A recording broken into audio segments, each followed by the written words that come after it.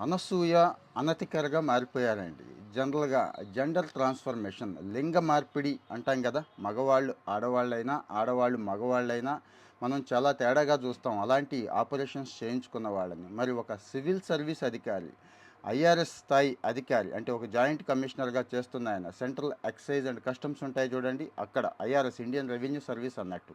ఆయనే లింగ మార్పిడి చేయించుకుంటే తమిళనాడుకు సంబంధించిన ఆయన ఈరోజు ఇదే పని చేశాడండి. అంటే మనం ఇలా లింగ మార్పిడి చేసుకునే వాళ్ళని చాలా చీప్గాను తేడాగాను చూస్తూ ఉంటాం కదా. మరి చాలా సమస్యలు ఉంటాయండి. వాళ్ళ సమస్యలు వాళ్ళకుంటాయి, వాళ్ళ కోరికలు ఉంటాయి. ఆ లేడీ ఒక జెంట్గా మారాలి అనుకుంది, అనితకర్ అని చెప్పి పేరు మార్చుకుంది. గవర్నమెంట్కి రిప్రజెంటేషన్ ఇచ్చింది, వాళ్ళు కూడా ఓకే అన్నారు. ఇంతకుముందు మిస్ బదులు ఇప్పుడు మిస్టర్ అనేది యాడ్ అయిపోయింది. సో ఈ జెండర్ ట్రాన్స్ఫర్మేషన్ లింగ మార్పిడి చేయించుకుంటున్న వాళ్ళ పట్ల